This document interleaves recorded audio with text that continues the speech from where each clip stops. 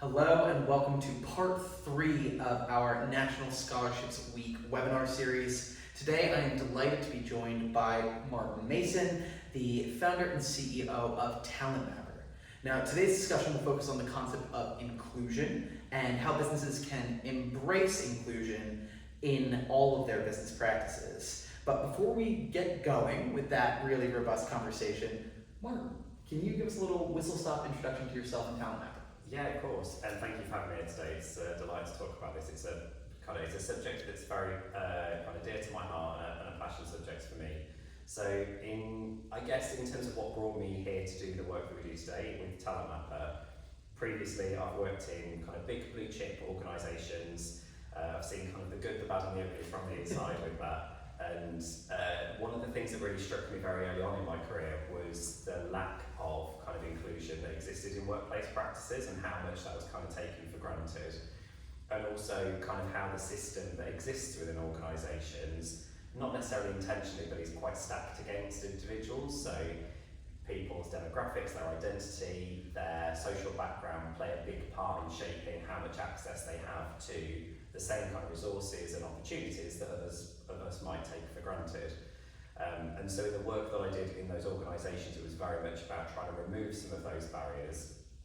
And then I was fortunate enough to have a good mentor about 4 years ago who kind of said to me, you know, rather than kind of just addressing this on a small scale, why don't you try and do this on a bigger scale? What's stopping you getting in your own way and going and doing this? And I thought, actually, that's a fair challenge. And so I was brave enough to go and set up our organisation just over 3 years ago now, and haven't looked back.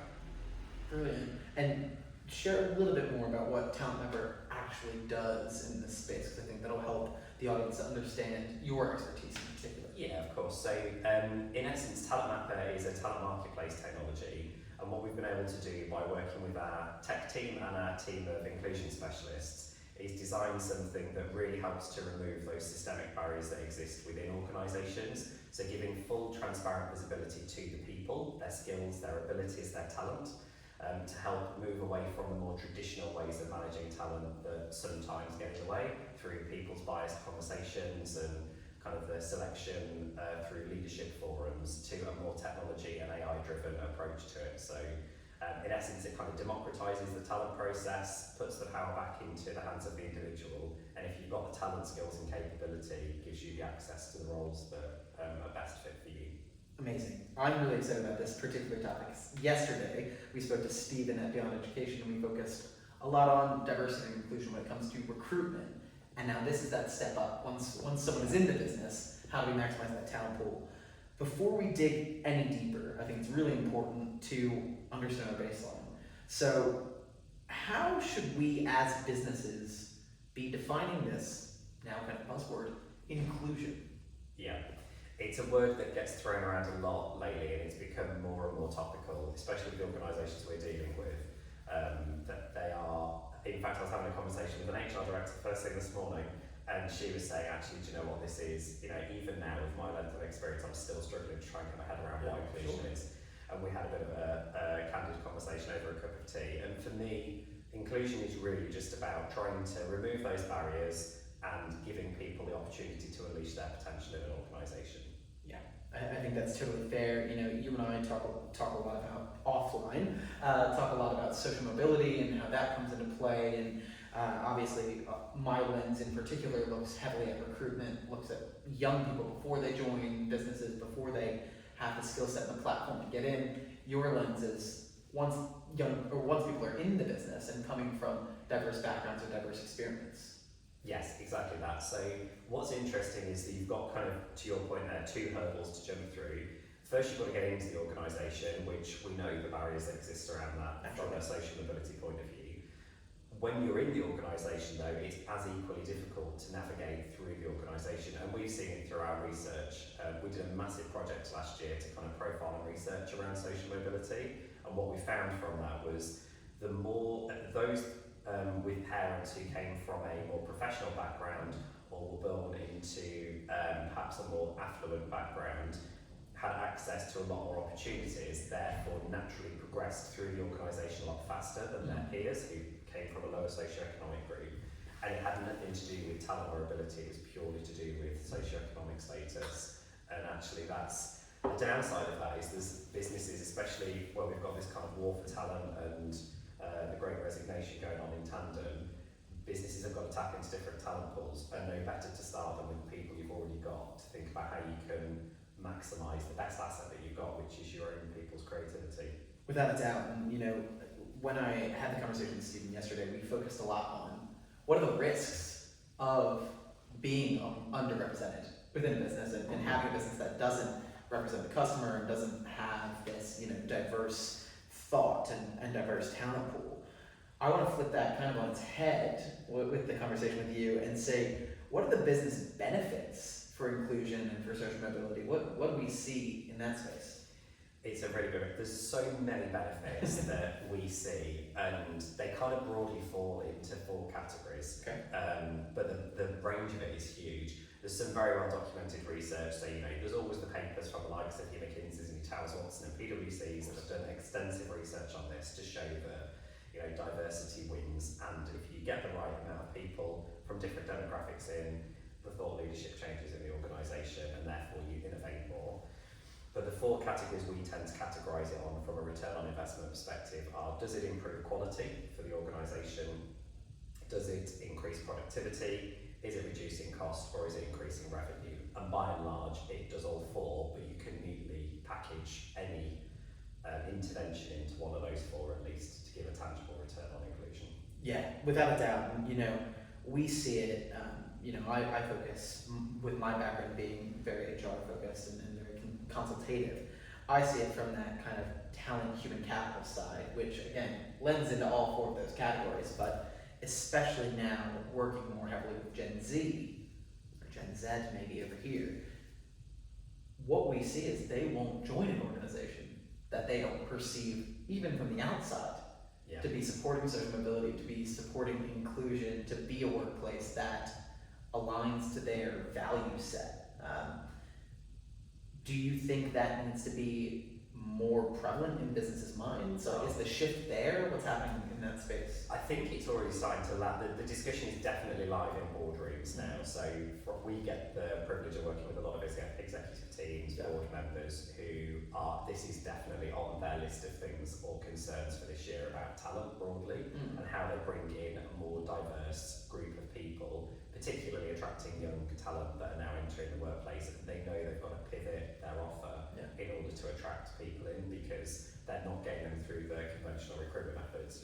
Sticking adverts out and hoping for the best is not filling that need. So they're realising they've got to be a lot more proactive, and we are seeing businesses start to take those steps into that space now, which is encouraging. Yeah, that's brilliant. And I'm kind of interested in these executive conversations. We've been in many boardrooms and but one of the things that you kind of highlighted in your list of 4 is that productivity piece. Now, to me, one of the things that slows down productivity is skills gaps. If you don't have the people to fulfill those tasks or do those jobs, is that, and can we reasonably attribute that to a lack of diversity, to not bringing the full talent pool in and then up? Yeah, absolutely. And what's interesting is also, it's very early days in our findings on this, but we've started a project trying to correlate some data in this space actually.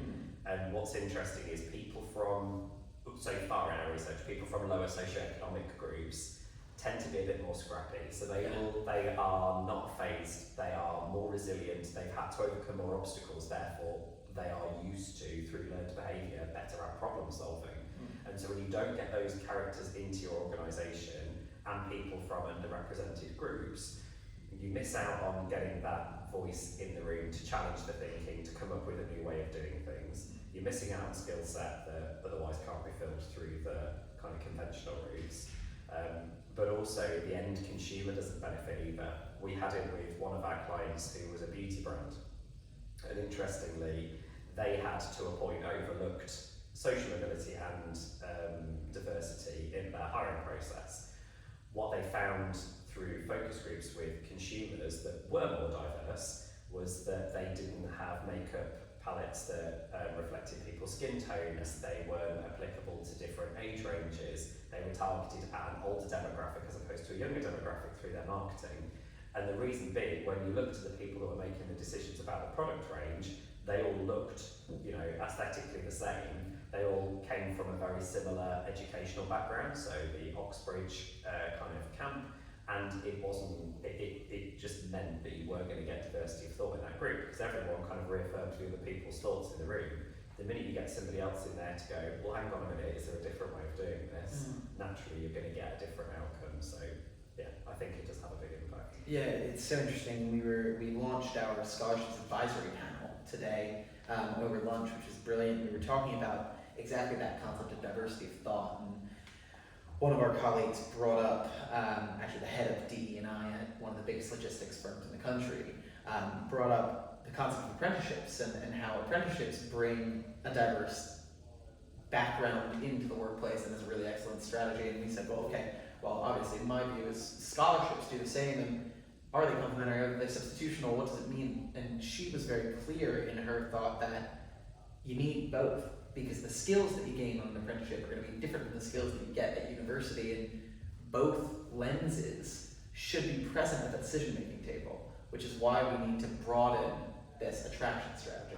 Exactly that, and I think what's really interesting is there does often seem to be this kind of default to an either-or situation within organisations. It's rather than thinking about a more, rounded, multi-layered strategy to talent, what people tend to do is pivot from one activity or initiative to another. So they'll then stop, 1 minute it's grad programs, then it's an intern program, then they move on to something different, rather than thinking about multiple sources to get those talent routes in. Yeah. Because invariably, as we've seen through the market goes up and down, so does the economic landscape, which means that the talent that come into each of these different pools goes up and down. So running that kind of multi-layered approach to having lots of programs or streams to bring talent in means that if one pool dries up, you've got another arm of people there coming in that you can tap into.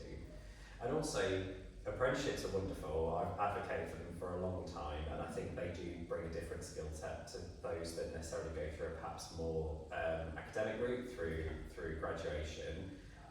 But equally, scholarships opens up a different pool of talent as well, because with apprenticeships, there's often people that can't get access to those programs or don't have the means or sponsorship to be able to even go through those programs. So yes, you could argue that in some ways they're more accessible than university, but in other ways not. So I think you do need a variant of the likes of internships and scholarship programs to be able to bring in a different set of talent and give people access to the workplace that otherwise wouldn't be able to get their foot in the door. Yeah, I completely agree with you, and I think a lot of what you're alluding to there are varied pathways, and we've focused a lot on pathways into, but of course a lot of your expertise are pathways afterwards. So I want to start to lend to that side of the conversation, and the question that I've got written down here, and take this in the direction that you feel is best to explore now. But what I've got written down is, what practices within our businesses do we need to be reviewing for their inclusion lens and to try to become more inclusive as businesses? And we've talked a lot about recruitment, so tell me more about what else is going on.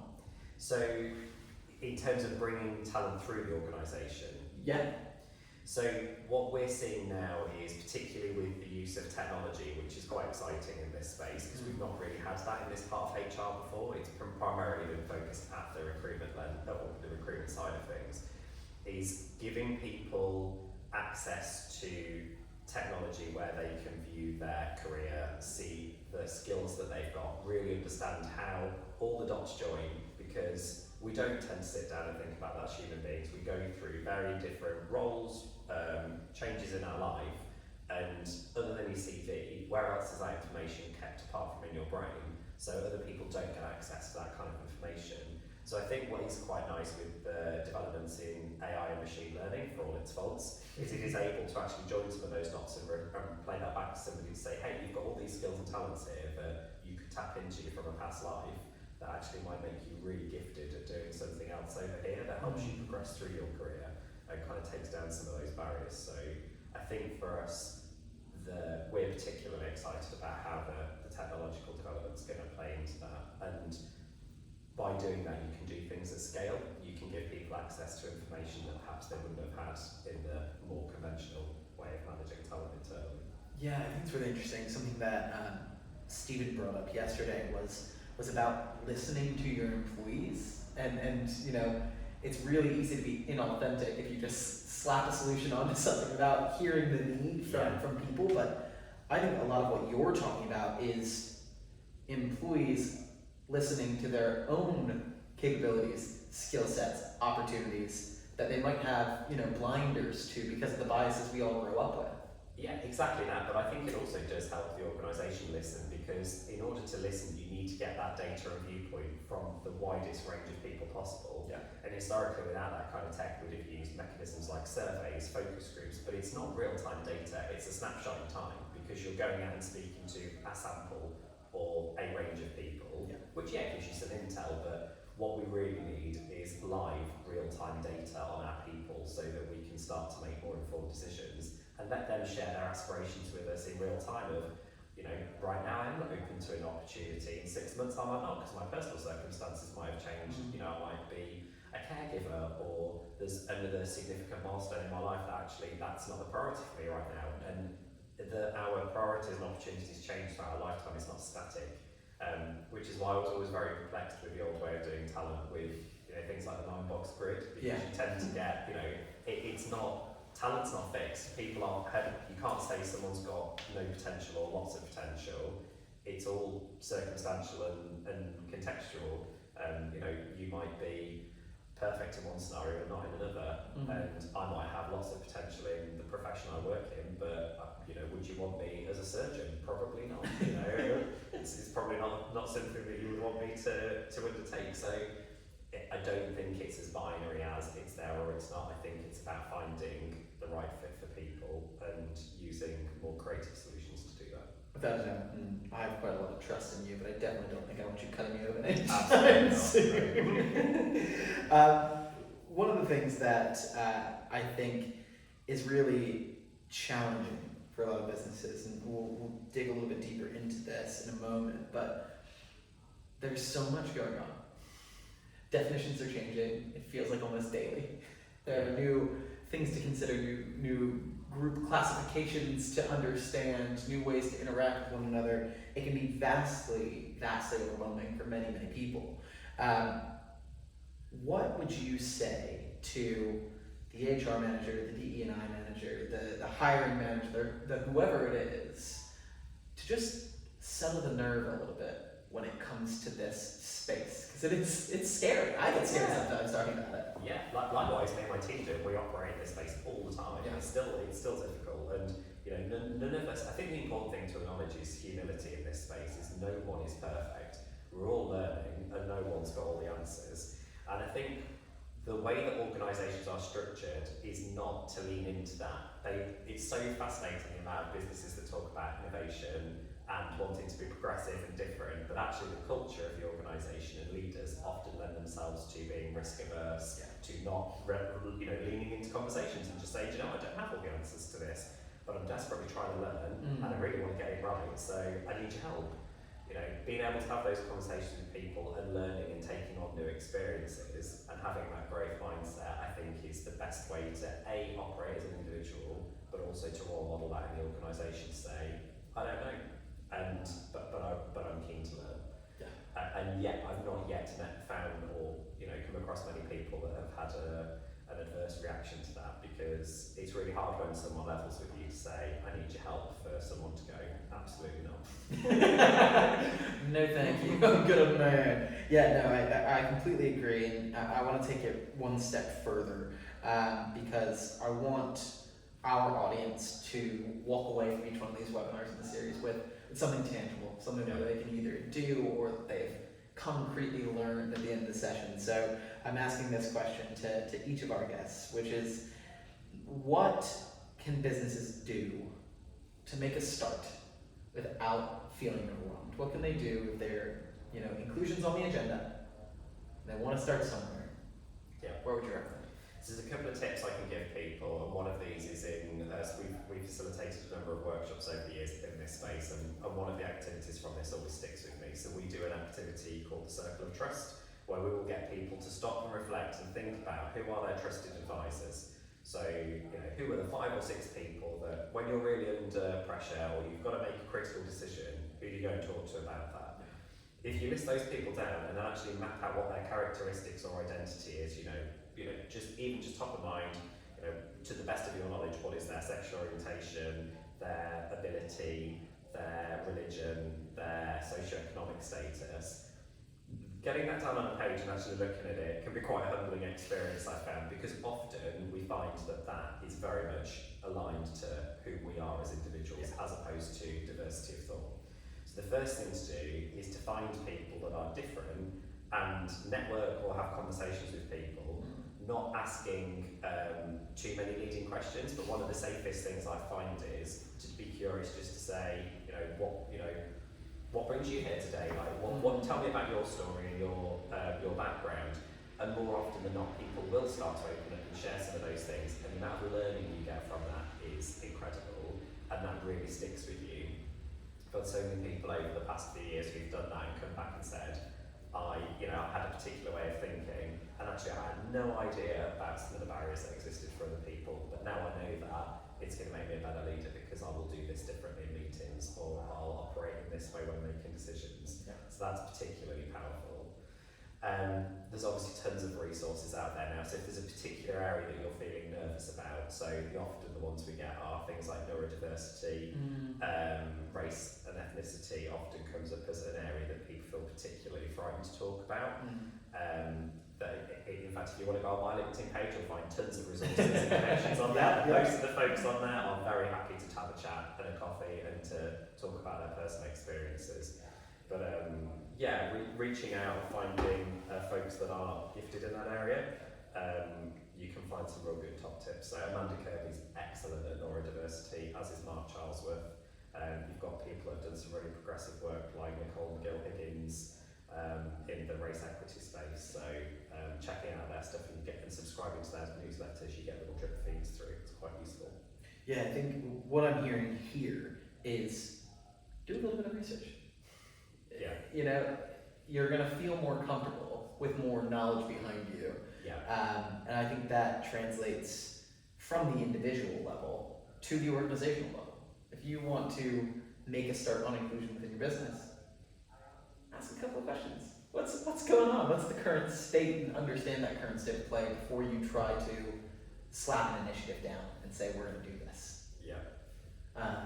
Another one is there's 3 questions that I always encourage people who are stuck in the same kind of thought cycle. Is, first question is it, if something's presented to you as a fact, is it true? Is it always true? And could I possibly think of a time where it's not true? And even just challenging your own thinking when making big commercial decisions in an organisation often leads to that kind of sense check of, have we got the right voices in the room here to make an informed decision about that? And if the answer is I don't know, it doesn't hurt to go and get a sense check from somebody else. Without a doubt. I think that's fantastic. We're going to pop some resources up in around this video with links and all of that. As Martin mentioned, there's some fantastic research out there. You've completed some fantastic research very recently on social mobility and brought a lot of new definitions to the fore, I think, which is excellent.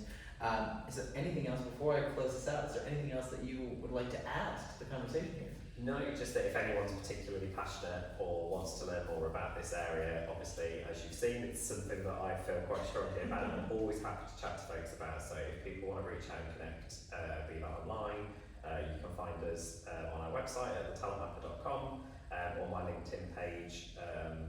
Really happy to connect with folks and continue a conversation if that's useful. Brilliant. I think that's kind and helpful because you are an absolute wealth of knowledge. I want to say thank you again for joining me and for sharing your expertise. I hope everybody in the audience got a lot out of this conversation. I know I have gotten loads out of my conversations with Martin. Join us tomorrow for our 4th and final webinar session, and I'll tell you more about that tomorrow.